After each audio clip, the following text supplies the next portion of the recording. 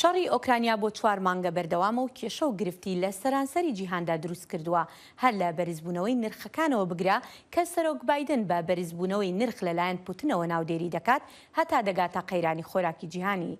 سەرۆک بایدن ڕایگەیاند هەنگاو دەنێت بۆ هەوڵی کەمکردنەوەی کاریگەریەکانی ئەو قەیرانە لە کاتێکدا ڕێبەرانی گروپی حەوت و ناتۆ لە هەفتەی داهاتوو لە ئەوروپا کۆدەبنەوە.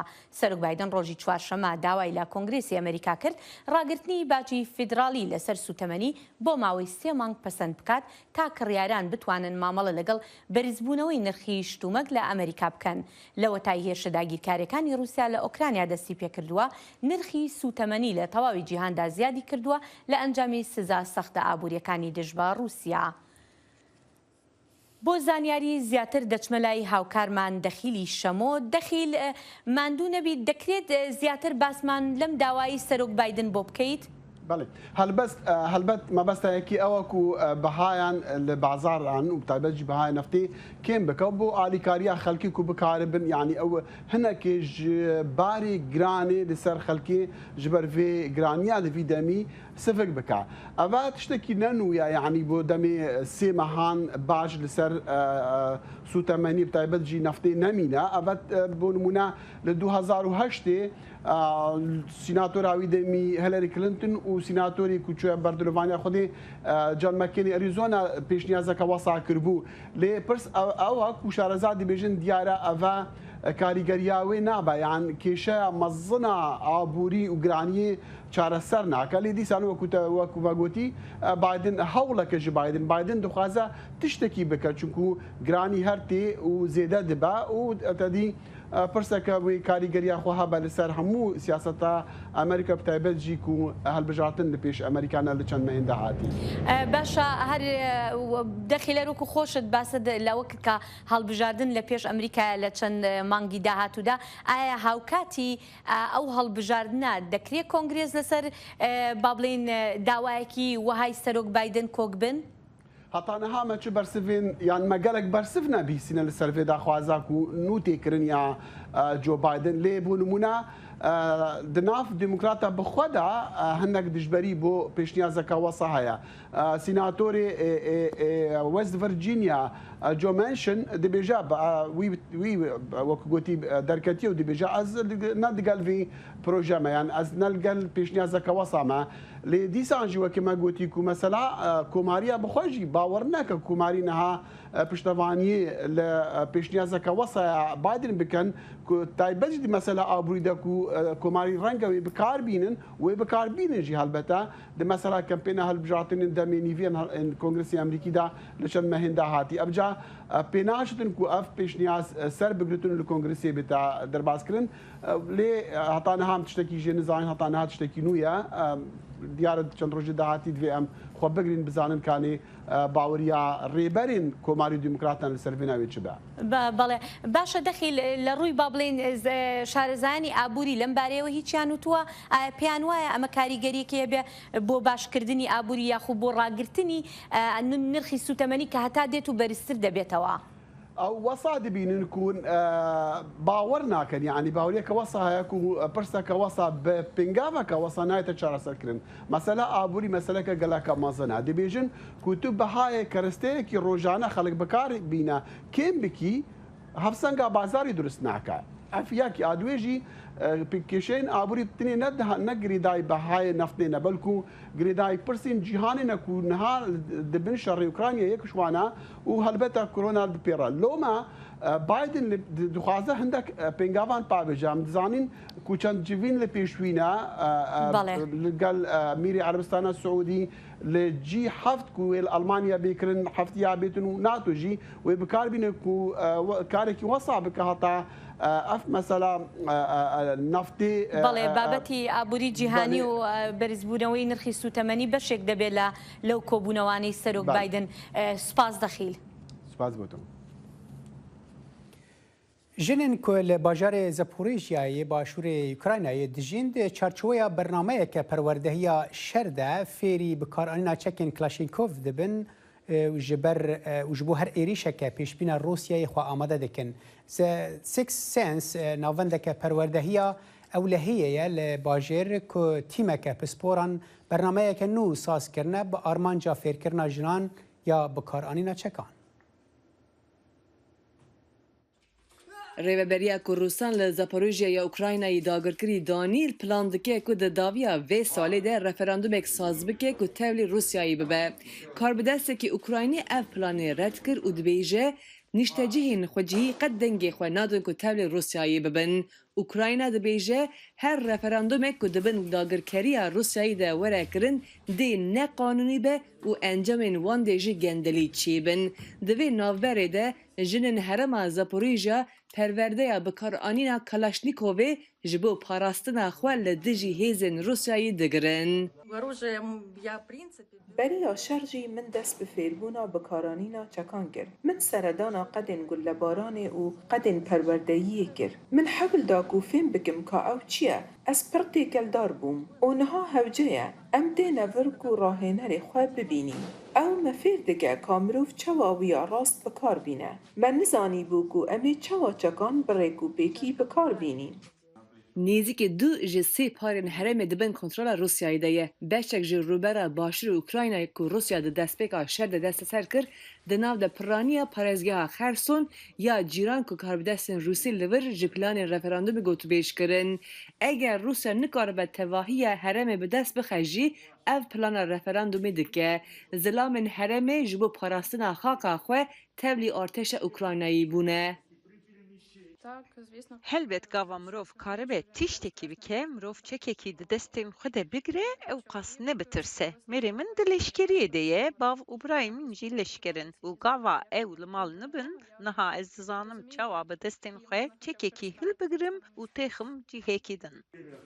Bajarê Zaporojye hin jî dibin kontrola Ukraynayê de ye. Berî ku Rusya di 24 Sibatê de Ukrayna dagir kir, li herêmê derdola 1.6 milyon mirov de jî daxwaza tevlîkirina Zaporojye di nav Rusyayê de tên li dijî îdaya Serok Vladimir Putinê ku Moskov gotibû ku planek ji bo dagirkirina axa Ukraynayê tune ye. Niha gelê herêmê xwe ji bo êrişekî çavereyekirî amade dike. Me ji bo sivîlan çend ceribandinên tektîkî pêk anîn. Çima ji ber ku dema dagîrker dikevin bajêr şer di kolanan da çê dibe. Di şert û mercên dijwar de wêranbûna xaniyan, jêrzemînan û dikanan de şer pêk tê. Kremlin dibêje ku mirovên li van hereman dijîn vê biryara peşereja xwe bidin. Moskov û aligirên wê di sala 2014 de li Qrimê ku Rusya desteser kir û her wiha beşek ji du parêzgehên rojhilat ku serxwebûna xwe ragihandine referandum pêk anîn.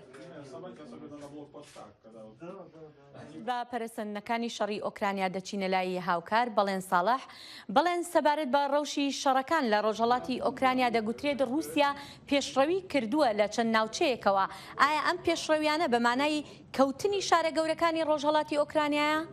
هێرۆ تا ئێستا شارە گەورەکان هیچیان نەکەوتون و پێشڕەویەکانی لەشکری رووسیا بەردەوامە بە تایبەتی لە ناوچەکانی ڕۆژهەڵاتی ئۆکرانیادا ئەڵبەتە ئەمە پاش ئەو تۆپباران و بردومانە چڕ و پڕ و قورسانەی چەند هەفتەی ڕابردووە کە ئێستا رووسیا تانک و زرێپۆشەکانی و هەروەها هێزی پیادەی خۆشی بەکاردێنێ لە ئێرشەکاندا.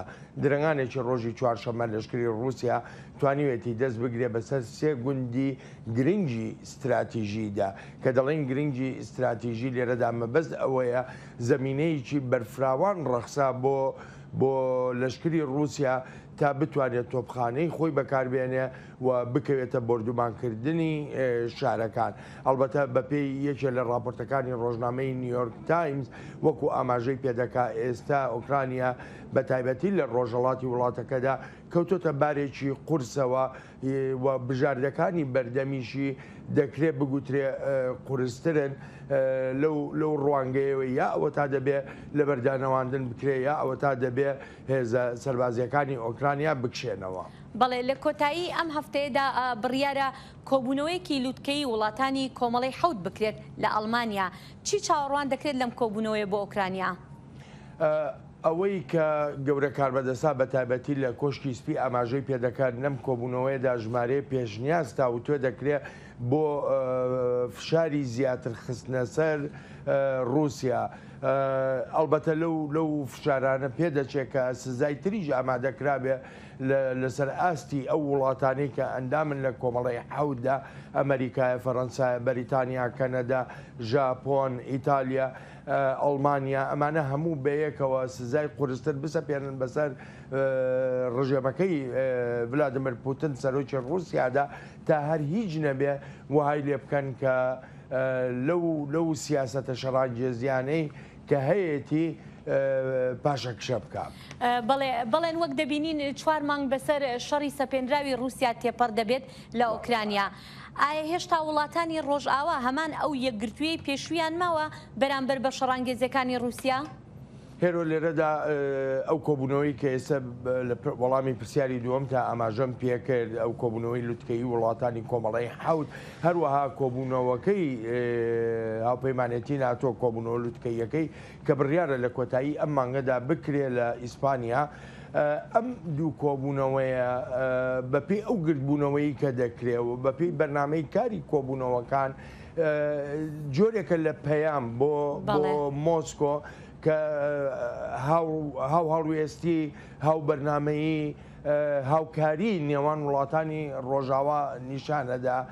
بێگومان هەردوو کۆبوونەوەکەش تەوەرە سەرەکیەکانی کە تیایدا باز دەکرێن بریتە لە دۆسەی ئۆکرانیا.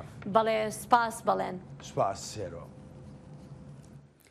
وەزیرê derveyê Rusyayê Sergey Lavrov di serdana xwe ya Îranê de danûstandin li ser bihêzkirina hevkariyên bazirganî û enerjiyê gotûpêşkirin di demekê de ku her du welat rastî cezayên aboriyên rojava hatine.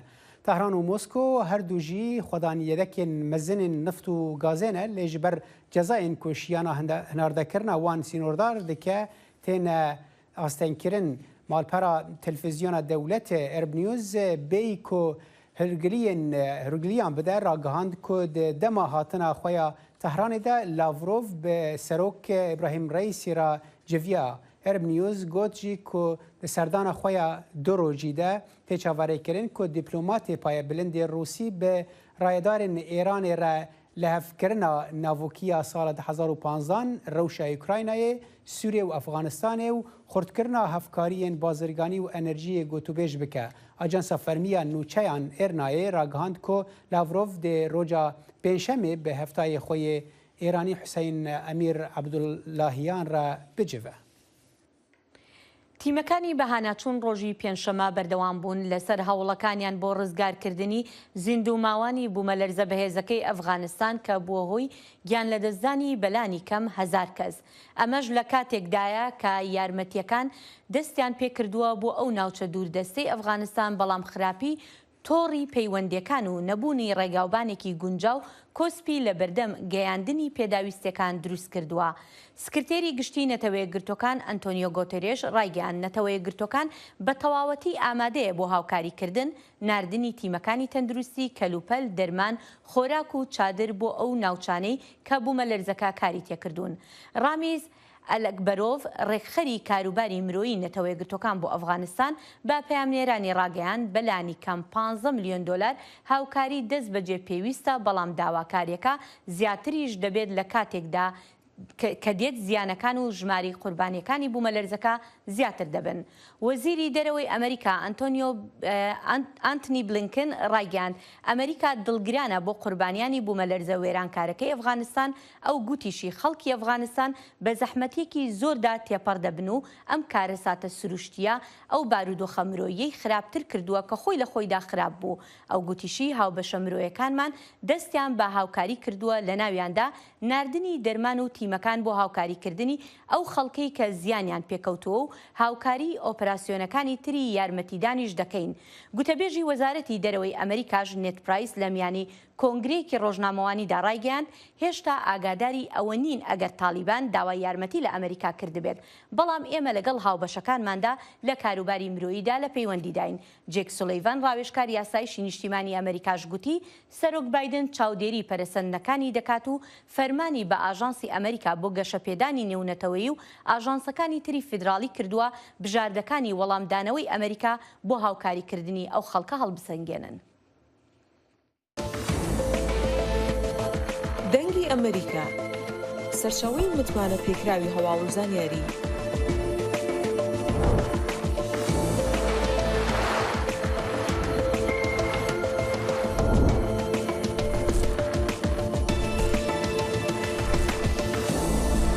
لە ماڵپەڕ و تۆڕە کۆمەڵایەتیەکانی دەنگی ئەمریکاوە ئاگاداری هەواڵ و گۆڕانکاریەکانی جیهان بە.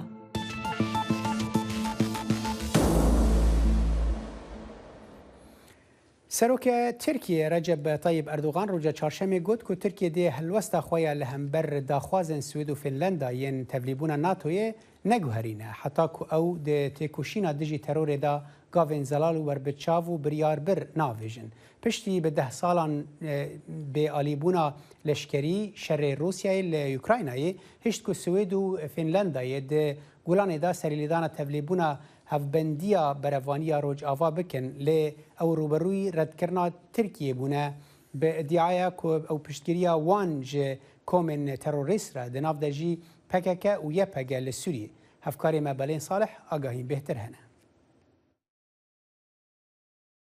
لەوەتای تورکیا ڕایگەیاندووە داواکانی هەردوو وڵاتی سوید و فینلاند بۆ ئەندامەتی لە هاوپەیمانێتی ناتۆدا ڕەت دەکاتەوە جموجۆڵێکی سیاسی لە ناو ئەم هاوپەیمانێتیەی ئەمبەر و ئەوبەری ئەتلانتیکدا دەستی پێکردووە. ئێمە تاوتوێ چۆنیەتی چارەسەرکردنی ئەو نیگەرانیانە دەکەین بە شێوەیە کە تورکیا بڵێت بەڵێ و ئەندامەتی فینلەند و سوید پەسەند بکات. پێویستە تیشکیش بخەینە سەر ئەوەی کە تورکیا لەگەڵ ڕێبازی دەرگای کراوەی ناتۆدایە و هەموو ئەندامانیش بەهای گەورەکردنی ناتۆ دەزانن. بەڵام هەندێک دۆسیە ماون و تاوتوێ دەکرێن لەگەڵ تورکیا فینلەندا و سویددا. بڕیار لە کۆتایی ئەم مانگەدا هاوپەیمانەتی ناتۆ کۆبوونەوەی لوتکەی خۆی بکات و یەکێک لە پرسە سەرەکیەکانیش لەو کۆبوونەوەیدا دۆسەی ئەندامەتی سوید و فینلانددا سەرۆکی فینلاند گەشتبین نییە. جا هەموو لە یەکچاوی لە کۆبوونەوەکەی مەدرید و ئەو وادەیی مەدریدە کە دەشێت زۆر قورس بێت تا ئەو کاتەی بگەینە ڕێکەوتنێک. بەڵام بە ڕوانینی من لەگەڵ ئەوەشدا ژمارەیەک وتوێژ دەکرێن و بەو هیوایی لە کۆتاییدا هەر هەمومان پێکەوە بگەینە ئەنجامێکی ئەرێنی. ئەنکەرە ژمارەیە داوای هەن لە سوید و فینلاند ئەو داوایانەش پەیوەندیان هەیە بە دۆسەی کوردەوە لە تورکیا و لە ناوچەکەشدا. ئێمە بە هیچ شێوەیە هەڵوێستی خۆمان ناگۆڕین تا ئەو کاتەی سوید و فینلەند هەنگاوی ئاشکرا و کۆنکرێتی و یەکلاکەرەوەی خۆیان دەنێن لە شەڕی دژی تەرۆریزمدا. تورکیا دەخوازێت تەواوی ئەو دانوستانانەی لەسەر ئەم دۆسەیە دەکرێن بە پێی مەرجەکانی ئەنکەرە بن. ناتۆدان da aynı şekilde نووسراوێکی هاوبەشی ناتۆمان بۆ لێک نزیکبوونەوە پێگەیشتووە. نووسراوێکی تریشمان لە ڕاوشکاری سەرۆکوەزیر سویدەوە پێگەیشتووە بە ناتۆم بە وڵاتانی تریشمان وتووە ئەو نووسراوانە شتێکی ئەوتۆیان تێدا نییە بۆ چاوەڕوانیەکانمان. نووسراوەکانمان کۆکردونەتەوە و وەڵامی خۆمان دەنێرینەوە. بە سکرتێری گشتی ناتۆمان وتووە کە پێویستە بنەمایەک بۆ دانوستاندن هەبێت و پێویستیشە بە پێ ئەو نووسراوە بێت کە ئێمە دێنێری. یەکێک لە داواکانی تورکیا سەپاندنی وەک دەڵێت هەرێمێکی ئاسایشیە لە باکوور و باکووری ڕۆژهەڵاتی سووریادا بەڵام کورد لە سووریا دەڵێت تورکیا هەرێمی ئاسایشی ناوێ بەڵکو دەخوازێت هێرشێکی تری لەشکری بکاتە سەریان. دەخوازێ لەسەر دەولەتی ناتۆ بگشتی و سەر ناتۆ سەر دەولەتی ناتۆ ئەمریکا باسکی بکە و بە مەسەلەی تەبلیبوونی سوێد وەکی ئەوەکە بکە وەکی شانتاژێکی بکە ابتزازێکی بکە وەرەقەت مقایدە بکە مقابلی کو قبول بکە سوێد تەبلی ئەوێ بێ تەبلی ناتۆ بێ ئەو ژی ئەو بکە یعنی چاوی خۆ لەسەر ئێریشێکی بێرەنگی سەرێمە کەرە خۆش بکنێ جێ بدەن ئیشەقی کەس بخێر. کورد لە سووریا جەخت دەکاتەوە لەوەی ئامانجی تریش هەن لە پشت ئەو هێرشە لەشکریە چاوەڕوانکراوەی تورکیاوە. هەری مهمجی وێ ئێوە ببێ ئەوێ تەرجیع بکەین ئەوێ ترکان تەرجیع بکە کو ترک سیاسەتی خۆی دژی مرۆڤایەتی لە دژی ئەوێ لە بۆ گوێرتنی دەموکراتیک و نەڕبردەکەی و دژی مرۆڤایەتی و سەر هەرێمە دمەشین تەرجیع بکە دەوام بکەین.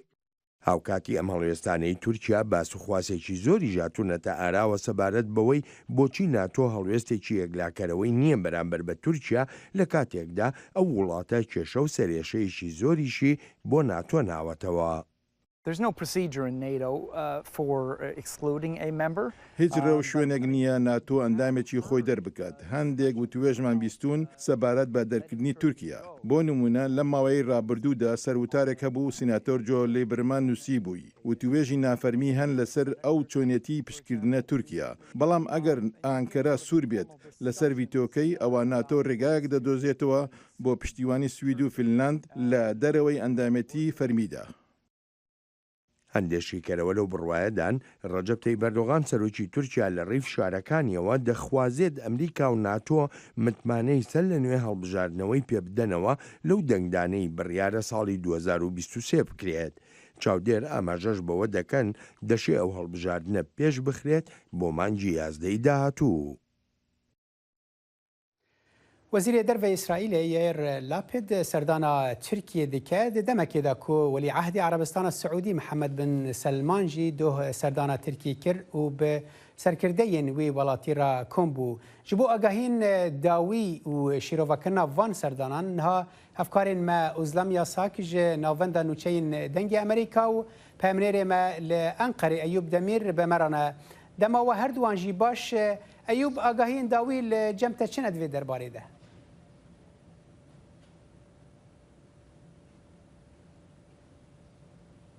Ana pişmînciyê ku dixuye ciyê wezareta derveyî Tirkiyeyê ew ê li vê derê hevdîtinê çê bikin hate ragihandin ku wê saet 4 da daxuyeniyeke nivîskî an jî daxuyeneka pêk va bidin ji bo wî jî ana em jî li vendine çavrine heke geşadin ekşek ku em dîsa veguhsînin dêdaliyê din da jî rastî Prens Selman li vê derê hevdîtina wî hebû Ligel Serokkomarê Türkiye Recep Tayyip Erdoğan evlitin çekir du evarê jî xwe vegeriya li Enqerê derket.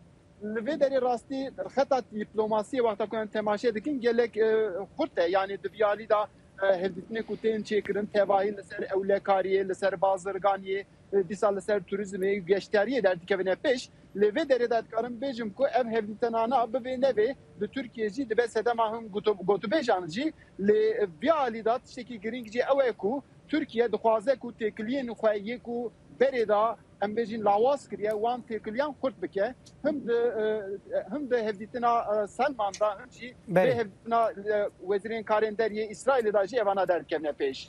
بله ایوب از وگرم جمتا ازلم دو وزیر دروی بریتانیا جی سردانا ترکیه کرو ایرو وزیر بروانی جی سردانا ترکیه دکه تدك تشتي نور جمتا شنند في درباري ده بله صالح وزير دروي بريطانيا دوخ كي هشتبو أنقرة demek kın beri ligor saat beri بوزير دروي تركيا مولود çavuşoğlu'ra hevditinek pekani o vezir berevaniye ben velesçi irogi heşt Ankara ev her du vezir be hevtayin xure hevditinin cuda bakın demek Kürtiya beri preskonferansak hevpar Tras u Çavuşoğlu darxistin Çavuşoğlu diyarkir ku de hevditine da wan mijaren Ukrayna hilcivina NATO'ye u revşa Suriye gotu beşkirine. Salih, dema serdana her du vezirin Britaniyen heri giring berbeçave jiberku serok vezire Britanya roja düşemiye bi seroki Türkiye Recep Tayyip Erdoğan ra ser telefonu axif bu. Ankara'ya pişti axaftına wan gotu bu ku wan tekliyen her du ali gotu beşkirine. Le berajavia da xuyaniya Ankara Londra ragahandı bu ku Johnson ji Erdoğan ra ser endamtiya Swed u Finlandiya pişkiriya xwe diyar kiriye o gotiye ku ve hemu endamê NATO'ye pişkiriya serlêdana endamtiya her du welatên Nordik bikin.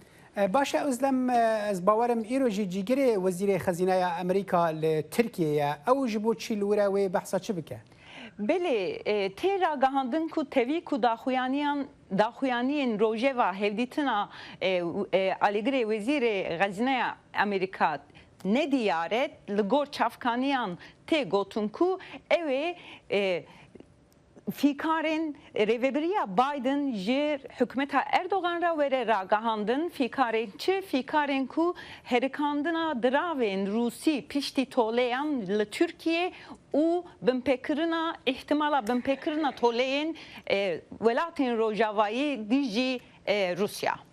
ایوب ام دزانن کو یعنی سردانا محمد بن سلمان هنکی بالکشش بو ترکیش ور تندین دناوینا وان ولاتان دا تجی بحثا وان کری یعنی اپوزیسیون ترکیه و درباره دا چه دبیجه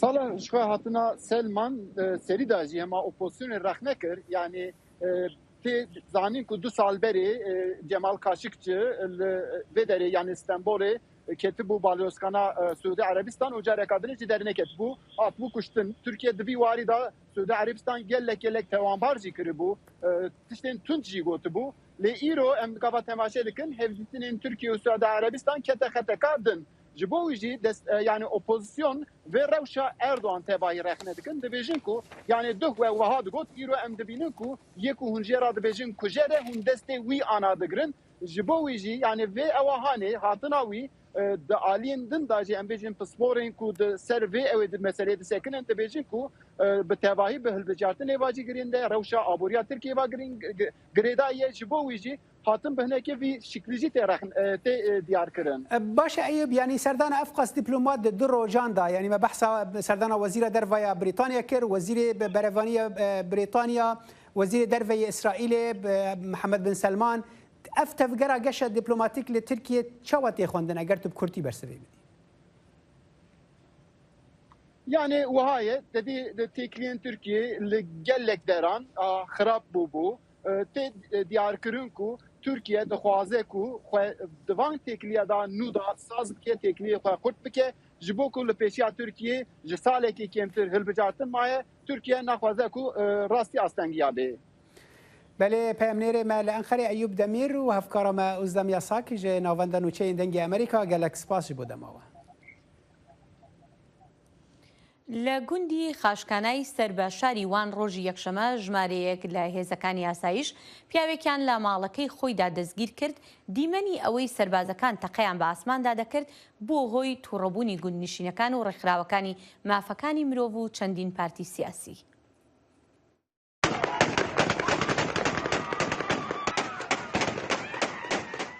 ev dîmenên metirsidar li gundê Qaşxana bajarokê Elbaqa Wanê di dema desteserkirina rûnişvanekê de hatibûn tomarkirin. Piştî van dîmenan ji hejmarek partî, saziyên sivîl bertek hatibûn û gelek kesan bi riya medya civakî bertek nîşanê hêzên newlekariyê dabûn. Li ser bûyerê walîtiya Wanê daxuyaniyek nivîskî da û parast ku ev kesê hatiye girtin, navê wî Mehmet Emîn Atlı ye û derheqê wî da 5 lêpirsîn hene. Berdewamiya daxuyaniyê de hat diyarkirin ku leşkeran ji ber êrîşa rûnişvanan gule berdaye hewayê. Lê hevjina Mehmet Dilber Atlı dibêje ku leşkeran ne ji bo belavkirina gundiyan ji bo desteserkirina hevjinê wê wek bo serkeftinê gule barandin û ser vê yekê gundiyan bertek nîşa da û bûyer derket. آتش حاکم بعد اون وقتی بابی وقتی که مرخی میگفتن آتش حاکم گوتد آتشی بکن دست خولیدن صد نرمی کتنا عاد خزانه همیان خوکی نبن عابد و اکر که کتالی هندی مکلی که نه هلو از وکر کی کشکلک بیمنا دست بیان داده خم گوته بوم دادنی نه اصل با حتون ها منو ام گوی خوبی خن سول کی خوبی خن خزانه نه بخی ترسی چاشه داشتن جی خود هن زاروک جبر بو یری کتن اردی و بریندار بون دیلبر Atlı jî got ku keça wê Fatma ji ber gulebarandina leşkeran pertirsiyaye û dengê wê çoye. Fatmayê wiha behsa wê rojê kir.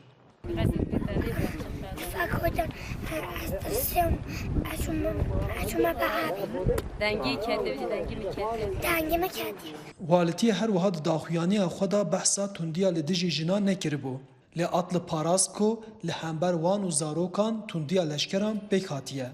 کچک دستی می دوی کشکی کشکی دستی می داره کیشو از آتن دو یدم ده دست خو ساده جویت پی می خو از هویت می دو هنی دو می پی پی می دو از آتن پی می تا هنده رشکی از آتن می دو Piştî bûyerê şandeyek ku ji komala mafên mirovan îhade komala hukuzanên azadîxwaz ÖHD û baroya Wanê pêk dihat serdana gundê Qaşxanê kir. Wan guhdarkirina gundiyan kir û li gund çavderiyên xwe pêk anîn. Ev dê li ser vê bûyerê raporekê amade bikin û biraya giştî ra parvekin. Arif Aslan, Dengê Amerîka, Wan. لسر بویرا گلبرانا لشکرین ترکیه لوانه و ریاکسیونا خلکه و ریخستن مافین مروان ها پیامنیر ما لوانه عارف اصلان به مرایه دم باش عارف والیتیا وانه گوتبو کو 5 لپرسین در حق ولاتی بناو محمد امین آتلیده هنه او چه بچهات یتوان بار کرن و گلو فرمانه که فرمیا گرتناوی هبو؟ بله اصاله نه آگاهین هری داوی کومج پارزر و ورگرت او دبیج راست در حق ودا لپرسین هيا ل او داخویانی کوالیتی دبیج محمد امین آتlı اندام PKK و آلی کاریا PKK کریا دبیج او نه راسته دبیج تنه او جبر دوزه که جبر لپرسینه که کو بریا 13 سالان پیکاتی جبر و در حق ودا لگرین هبو و به بریارا سردوزگریا وانه لسر مالا ودا گرتینه و خواستنه و دست سر بکن و او بویر پیکاتیه هر وها پارێزەر تەقەز دike ku carekî dubare dikim dibêje ku derheqê wida çi biryarên ku dadgihê derheqê wida ciza dayî tune yani. Baş Arif tu dibêjî serdozgeriyê fermana girtina wî daye wê demê çima xelkê ev qas ew reaksiyon li beramber polîsan yan leşkeran derxist pêş çima wan red kirin ku wî bigirin yani. Belê ev demek dirêj bû ji xwe ser mala wî da digirtin daku desteser bikin lê herî dawî yekşemê roja yekşemê ew desteser kirin û li gor malbata we dema desteserkirina wî da polîsan wek serkeftin yani leşkeran cenderma wek serkeftin gulebarandine hawayê û keyfxweşiya xwe wek anîne ziman lê di vê demî da aloziyek çêbûye û gelê li gundê rûnişvanê li gundê wek bertek nîşanê leşkeran dane ku çima hûn vê tiştê dikin zarok ditirsin û ev bûyer wiha dest pê kiriye û piştî wê jî xwe alozî di navbera gundiya rûnişvanên gund û leşkeran da derdikeve û çend jin birîndar dibin û zarok jî her wiha birîndar dibin wek dîmenan da jî hatiye diyar kirin çima ev qez reaksiyonekê cudatir jî li ser medya civakî an jî gelemperiya em bêjin Tirkiye rewşekê bertekeke tund hate nîşandin bigiştî di nava Kurdan da ji ber ku ev dîmen di hişê Kurdan da wek rojên hezar notan salên notan înane bîrawa û gelek kesan li ser medya civakî hem dîmenên hezar û notan hem jî dîmenên Elbaqê bi hevra parvekirin gotin ku beriya 20 salan jî dîsa di heman dîmenên û çi cudahî nîne û ji ber ku di notan da gelek kes hatibûn revandin hatibûn binçavkirin û hatibûn kuştin ev tirsekê gelek mezin metirsekê gelek mezin di nava ragiştî da hate avakirin û bertekeke tun jî li ser medya civakî باشه عارف يعني رودانك واحد بند من داويدا تم دبا يانجي افتن رودانك وقتيه یا د اف رودانه د ناوبرا رودانên دی da cudahiyekê wê hebû di vê rûdanê da dîmen hebû letir hemetiş ra kete berçavê derkete berçavê ra giştî ji ber vê yekê ev rûdane pêşkev ji ber ji xwe parlamenterê Partiya Demokratîkan Gelan yê Wanê Murat Sarısaç biriya meclisê jî ji Wezareta Karê Navxweyî Süleyman Soylu Pirsî got ku rûdanên wiha gelek pêktin gelo hûndê çima li hember vê tedbîrekê nawergirin her wiha em dawalî birînê dikin demkê me Arif Aslan peyamnêrê me ji Wanê merhaba gelek spas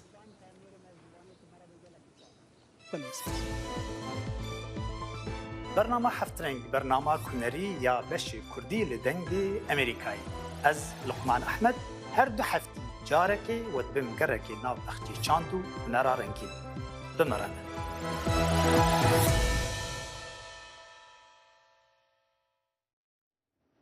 نەبوونی دەرفەتی کار لە کەرتی گشتی و نەبوونی کار لە کەرتی تایبەتیشدا گەنجەکانی هەرێمی کوردستانی نیگەران کردووە هەندێک لە گەنجانی پارێزگای هەڵەبجە بەهۆی بێکاری شارەکەیان بەجێ دەهێڵن لە کاتێکدا هەڵەبجە خۆی پارێزگایەکی نوێ و کاریشی زۆر کەم تێدایە بەڵام ژماری دەرچوانی زانکۆش زیادی کردووە دیمەنی وەستانی ژمارەیەکی زۆر گەنج و دەرچووی زانکۆیە لە ژێر هەتاوێکی گەرمدا و چاویان لەوەیە هەلێکی کاری حکومیان دەست بکەوێت. ئەمە کێشەی هەزاران گەنجی هەڵەبجە و هەرێمی کوردستانە کە بەدەست بێکاریەوە گیرۆ دەبوون. وڵی بەڕاستی خۆکارێکی باشە کە دەنەفرێن نووسراوە لەو باشە کە هێژنەکان بەڕاستی ئەم دەنەفران بیسەفران سو بۆ پارێزی هەڵەبجە بۆ تاعنات بوو بەشی شارەوانی بەڕاستی ینی خەڵکی زۆر خۆی نووسیوە نزیکەی 1000 نەفر خۆی نووسیوە 20 نەفریان کردێتە قورعاوە. ئەگەر زیاتر بە باشتر بوو بەڕاستی هەڵەبجەی خۆمان وەک پارێزی هەڵەبجە ئیشوکاری کەمە، پرۆژەی کەمە، خزمەتگوزاری کەمە. بەشێک لە دەرچوانی زانکۆ و پەیمانگاکان و گەنجانی هەڵەبجە دەڵێن شارەکەمان لە هەردوو سێکتەری تایبەت و گشتیدا هیچ جۆرە هەلێکی کاری تێدا نییە. بە ناچاری بەشێک لە گەنجەکان شارەکە جێدەیەڵن. تیر و پشک کراوە بۆ 20 کەس نزیکەی 1000 کەس ناوی نووسیوە بۆ دامەزاندنێک کە بۆ شارەوانی بۆ باخچەکان و کۆمەڵێک شوێنی زیادە ڕێوەمان دەلالە لەوەیەکە ینی بەتاڵەیەکی زۆر لەم شارە هەیە و هەروە ئەم شارە هیچ کاسپێکی تیانە هیچ پرۆژەیەکی تیانە ینی شوێنێکی تیانە کارگێکی تیانە مەعمەلێکی تیانە کە بۆ نمونە 200 کەسێ 300 کەسێ هەر ساڵە و کۆمەڵێک گەنج لەو شوێنە ڕێیان بێتەوە. لەگەڵەوەی ڕێژەیەکی زۆر کەم دامەزاندن ڕادەگەێنرێت بۆی ناشەفافی لە پرۆسی دامەزاندەکاندا پرۆسەی دامەزاندن لە بەشێک لە دامەزراوەکاندا دوای بە دوواداچوون ڕاگیراوە. این بەڵگەماندا بە جەنابی پارێزگار زائیدەن جەنابی وەزیر کە نادەتپەروەری کراوە لەناو ئەم پرۆسەیە کە جەنابی وەزیریش خۆی باڵێنیدا کەم پرۆسەیە ڕابگرێت لە ماوەیە بۆ ماوەیەکی کاتی و لیژنەیەکی باشتر لیژنەیەکی چاکتردا مرێت لە ماوەی داهاتوە و کار لەسەر ئەم دەرچووی دانەمەزراوانە بکە هەر کەسێک حەقی خۆی بودامەدە هەر کەسێکیش مستاق نەبوو لا ببرێت. بە ئامانجی بوونی شەفافیت لە پرۆسی دامەزاندنەکاندا بە فشاری دەرچوانی زانکۆ و پەیمانگاکان ڕێکخراوەکانی کۆمەڵگەی مەدەنی چاودێری پرۆسەکە دەکەن. هەندێک لە دامەزراوەکان پرۆسەی خەڵبەندیان لەو ڕۆوە گرتووەتە بەر. 30 میلیۆنمان بۆ دامەزراوە کە داوای ناوەکانیان لێکردوین لە ڕێگەی وەزارەتی شارەوانی و دواتر ئەچێتە ئەنجومەنی وەزیران بۆ ئەوی فەرمانیان پێدەرچێت. لەو 30 میلیۆنەکە ئێمە 20 بۆ کرێکار بوو بە شێوەیەکی تیر و پشک بە شێوەیەکی شەفاف لە بەرچاوی ئەو بەڕێزانەی کە خۆیان ناونووس کردبوو دیارە بۆ 20 کەس 1050 کەس ناوی خۆی نووسی بوواتە 1030 کەس لێ ئەچێتە دەرەوە. خۆشبەختانە جێگەی ڕەزامەندی هەموو ئەو بەڕێزانە بوو کە بەشداریان کردبوو لە پرۆسەکەیە. ئامارەکان ئاماژە بەڵگشانی گەورە لە ژمارەی دەرچوان دەکەن بە جۆرێک دەرچوانی ساڵی 2009 بە ساڵی 2021 چاویان لە دامەزاندنی حکوومەتە. لە هەڵەبجە هیچ کارگە و کۆمپانیایەک نییە هەلی کار بڕەخسێنێت بۆ ئەوان. هەندێک جار بە پشتیوانی ڕێکخراوە نێودەوڵەتیەکان بۆ ماوەی 1 مانگ بۆ 2 مانگ لە ڕێگەی پێدانی سیستەمی کاشەوە دەیان خەنە سەر ئیش و ئیشەکانیان کۆتایی پێدێت. فەرحان هەورامانی دەنگی ئەمریکا هەڵەبجە. هەژمارێکە مەزن کەچ و ژنên devera kelar ya Herêma Kurdistana Iraqê debara jiyana xwe bi karkirina di çînîn û çînana bacan xiyar û şînkayê dikin. Ji bo piştgiriya malbat û zarokên xwe ew rojê 8 demijmêran dixebitin. Raporta Peyamnêrê Melik Kerkûkê agahîn bêhtir hene. ژمارەیەکی زۆر کچوژنن لەگەڵ خۆرهەڵاتندا دەست بەکارکردن دەکەن و ڕۆژانە 8 کاتژمێر تەماتە و خەیار و سەوزە دەچنن. بژێویان لەسەر کرێکاریکردنە.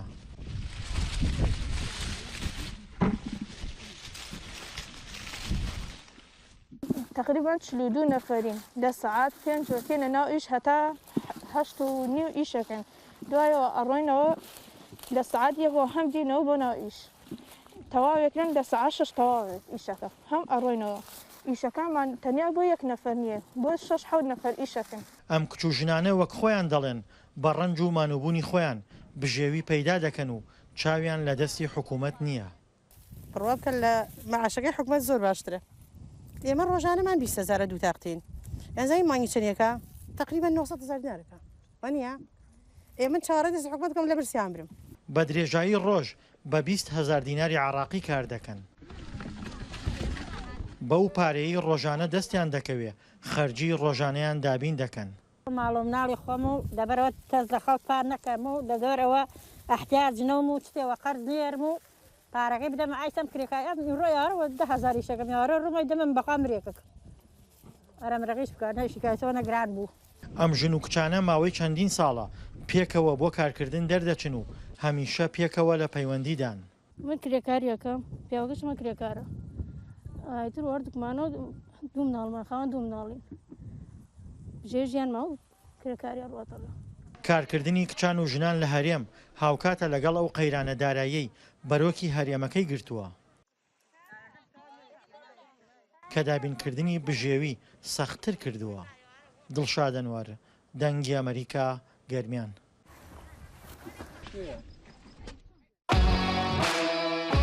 زایڵی داهێنان بەرنمەیەکی فەرهەنگی و هونەری بەشی کوردی دەنگی ئەمریکا. من ئاسۆ جەبار لە واشنگتن دیسیەوە هەردوو هەفتە جارێک دەبمە میوانی ماڵەکانتان لەگەڵمان.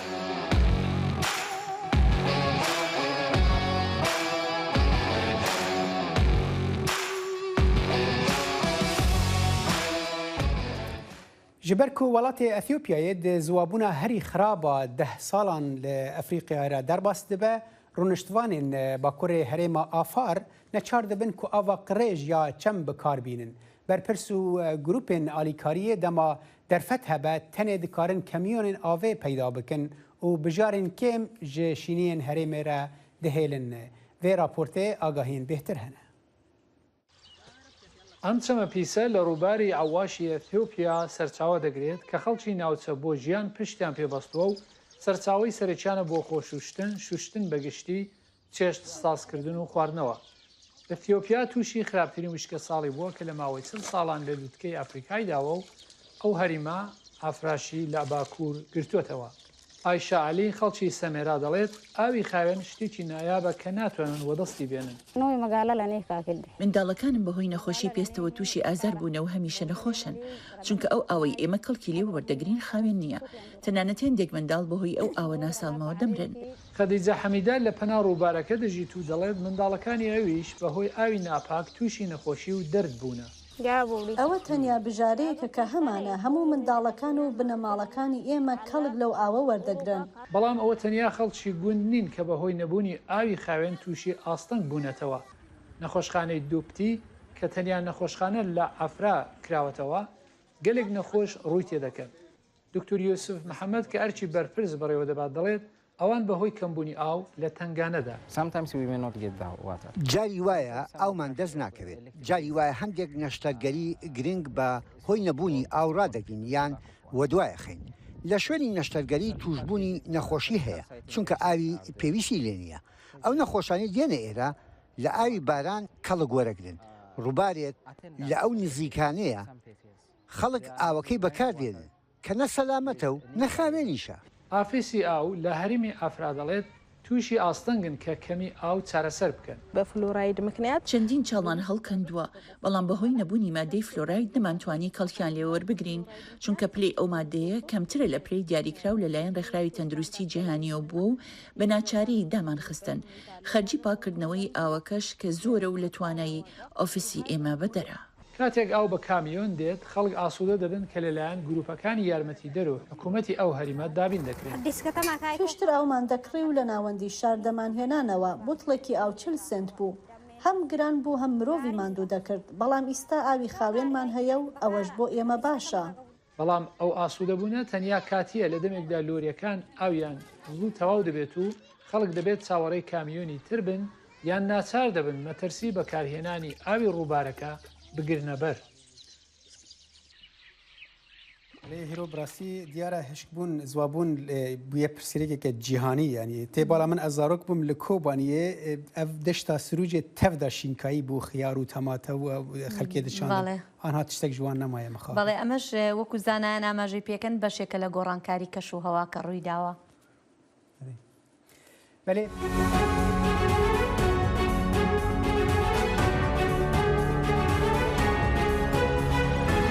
چاوی واشنگتن بەنامەیەکی هەفتانەیە لە بەشی کوردی دەنگی ئەمریکاوە ئامادە و پێشکەش دەکرێت. من بەڵێن ساڵح هەموو ڕۆژانێکی هەینی لەگەڵ پسپۆراندا تاوتوێی گەرم و گورتترین بابەتی ڕۆژ دەکەی لە پەیوەندی بە سیاسەتی دەرەوەی ئەمریکاوە. لەگەڵمان بن.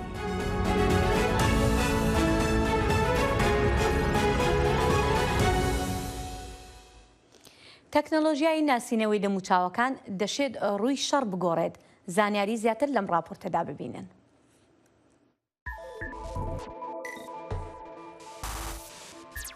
هەرچەندە ئەم کارە مشتومڕێکی زۆری لەسرە، بەڵام پۆلیسی ئەمریکا بە شێوەیەکی بەرچاو بۆ دەستنیشانکردن و ناسینەوەی گۆمان لێکرا و قوربانیەکان پشت بە سۆفتوێری ناسینەوەی دەموچاو دەبەستێت. لە ئیستادا ئەم تەکنۆلۆژیایە لە جەنگدا بۆ ناسینەوەی مردووەکان و دوژمن و گومان لێکراوەکانی تاوانی جەنگ بەکاردەهێنرێت. سۆفتوێری ناسینەوەی دەموچاو یەکێکە لەو ئامرازە زۆر بەسوودانەی کە ئێمە لە ئێستادا بەکاردێنین و بەباشی کار دەکا. لە ناو پۆلیسی نیشتمانی ئوکرانیادا زیاتر لە 5 بەشمان هەیە کە ئەم بەرنامەیە بەکاردێنن.